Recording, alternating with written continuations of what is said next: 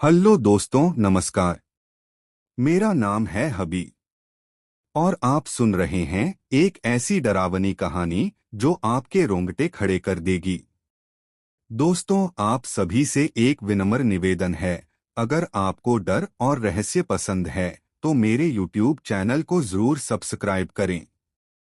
तो चलिए अंधेरे में कदम रखते हैं और कहानी की ओर बढ़ते हैं।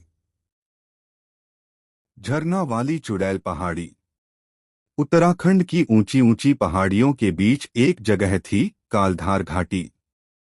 यह घाटी अपनी खूबसूरती के लिए नहीं बल्कि एक डरावने झरने के लिए मशहूर थी। लोग उसे खूनी झरना कहते थे। कहते हैं यहाँ आने वाला अकेला व्यक्ति कभी वापस नहीं लौटता।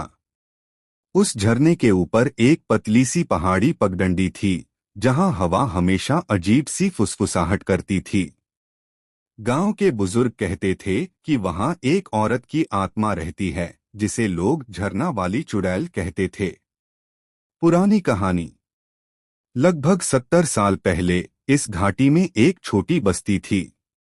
बस्ती में सुगंधा नाम की एक सुंदर लड़की रहती थी। उसके काले लंबे बाल और झील जैसे आंखों ने कई युवाओं को दीवाना बना रखा था। लेकिन उसके पिता ने उसकी शादी जबरदस्ती एक बूढ़े जमींदार से कर दी। सुगंधा को यह रिश्ता मंजूर नहीं था और उसने अपनी शादी की रात पहाड़ी के झरने के किनारे से छलांग लगा दी। लेकिन कहते हैं वह मरी नहीं, बल्कि किसी अंधेरे आत्मिक शक्ति के अधीन हो गई। उस दिन से झरने के पानी में उसकी परछाई दिखने लगी, सिर्फ रात में।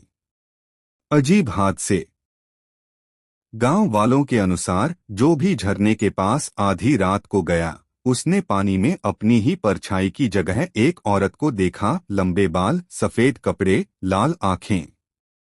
और फिर वह लापता हो गया। कुछ लोगों का दावा था कि उन्होंने झरने से धीमी धीमी गाने की आवाज सुनी, जैसे कोई पहाड़ी लोकगीत गा रहा हो। लेकिन वह गीत सुनते सुनते आदमी खुद पानी के किनारे खींचता चला जाता था। 3 दोस्तों की हिम्मत। कई साल बाद 3 युवक राकेश, बबलू और इमरान ने तय किया कि वो इस रहस्य को खत्म करेंगे। एक ठंडी रात वे टॉर्च और कैमरा लेकर झरने के पास पहुंचे। जैसे ही वे पगडंडी पर पहुंचे, हवा अचानक ठंडी और भारी हो गई। बबलू ने कहा, दोस्तों, यह हवा अजीब लग रही है। राकेश ने हंसते हुए जवाब दिया, अरे डर मत, आज सब रिकॉर्ड होगा। चुड़ैल का प्रकट होना। वे झरने के किनारे पहुंचे और कैमरा ऑन कर दिया।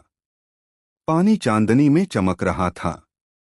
अचानक बबलू ने देखा, पानी में उनकी 3 परछाइयों के बजाय 4 परछाइयां थीं। चौथी परछाई एक औरत की थी, जो उनसे कुछ दूरी पर खड़ी थी। लेकिन जब उन्होंने पीछे मुड़कर देखा, वहां कोई नहीं था। पानी की लहरों में उस औरत का चेहरा साफ दिख रहा था, खून से सना, लाल आंखें और खुले बाल जो पानी में तैर रहे थे। अचानक पानी से एक हाथ बाहर आया और राकेश की टांग पकड़ ली।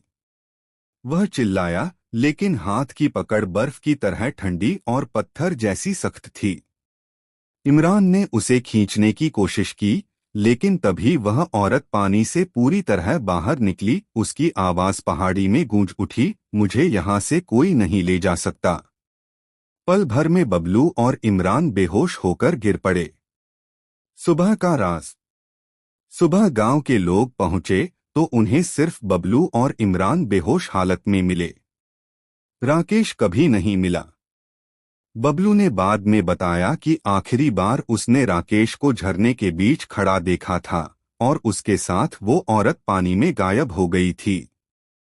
आज भी कहते हैं, झरने के पानी में अगर आप ध्यान से देखें तो वहां राकेश की धुंधली परछाई दिखती है और उसके पीछे वही औरत खड़ी होती है।